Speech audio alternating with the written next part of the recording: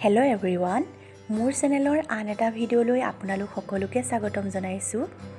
আজি মই আপোনালোকলৈ লৈ আহিছোঁ আলুৰ মাঞ্চুৰিয়ানৰ এটা ৰেচিপি। আশা কৰোঁ আপোনালোকে চাই ভাল পাব। তাৰ বাবে প্ৰথমে মই 4টা আলু ভালদৰে বাকলি গুচাই লৈছোঁ আৰু অলপ সময় পানীত এইদৰে তিয়াই থৈছিলোঁ।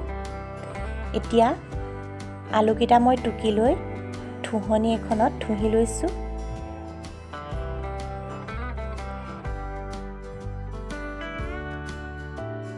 এয়া দেখিছে গোটেইকেইটা আলু মই ভালদৰে থুহি ল'লোঁ। আৰু আলুৰ পৰা যিহেতু ভালেমান পানী ওলায়, সেইবাবে মই এখন চেকনিত আলুখিনি তুলি দিছোঁ আৰু হাতেৰে এনেদৰে অকণমান চেপি চেপি দিছোঁ যাতে পানীটো ভালদৰে ওলাই যায়।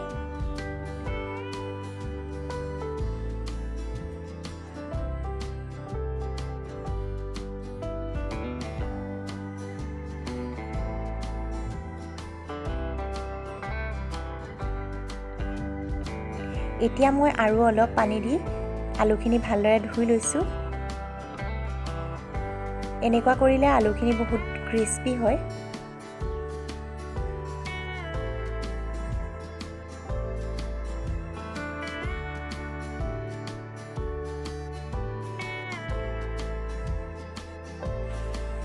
এতিয়া থুহি লোৱা আলুখিনি মই এটা বাটিত বাকি দিছোঁ আৰু তাতে মই দিছোঁ আধা চামুচ জালুকৰ গুড়ি,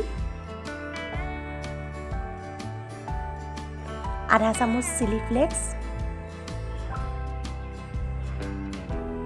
আধা চামুচ কাশ্মীৰী লাল মিৰ্চ পাউডাৰ আৰু 2 চামুচ কৰ্ণফ্ল'ৰ দিছোঁ আৰু সেই অনুপাতে 2 চামুচ ময়দা দিছোঁ।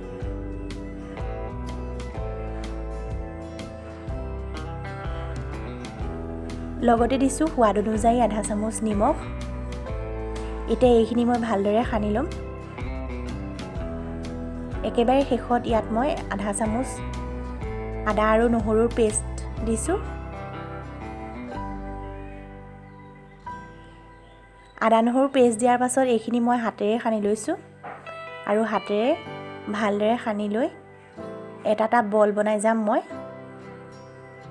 বলখিনি মই এখন প্লেটতে থৈ গৈছোঁ।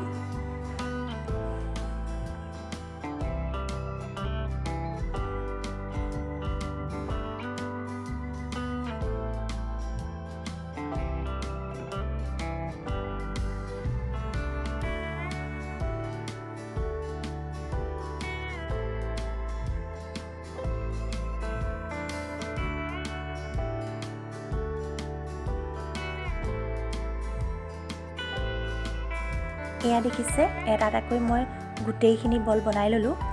এতিয়া এইখিনি ফ্ৰাই কৰিবৰ বাবে গেছত এখন কেৰাহী পাতি দিছোঁ আৰু তাতে অলপমান ৰিফাইন তেল দি বলখিনি দি দিছোঁ।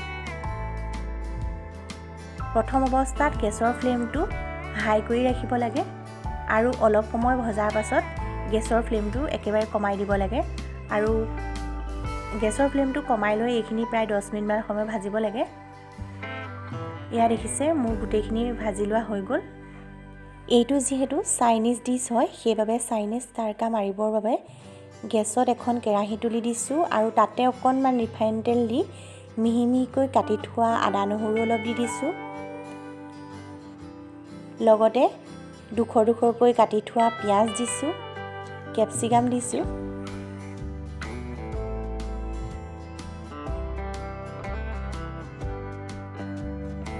এইখিনি দিয়াৰ পাছত অলপ সময় মই ভাজি আছোঁ আৰু এইকণ সময়ত গেছৰ ফ্লেমটো একেবাৰে হাই কৰি ৰাখিছোঁ।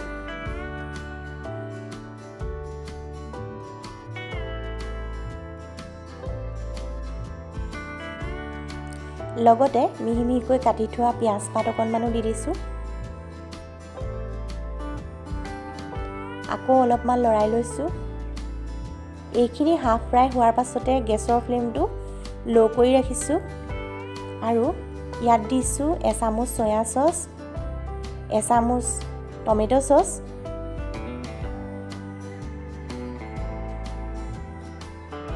এতিয়া বাতি এটাতে অকণমান কৰ্ণফ্ল'ৰ লৈ তাত অকণমান ঠাণ্ডা পানী দি দিছোঁ আৰু ভালদৰে লৰাই লৈ ইয়াৰ ওপৰতে দি দিছোঁ।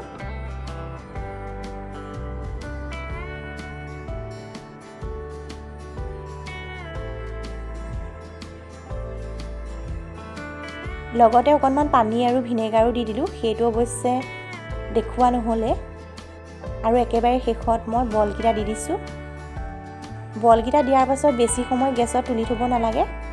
ভালদৰে চচখিনি লাগ খোৱাৰ পাছত গেছৰ ফ্লেমটো অফ কৰি দিছোঁ।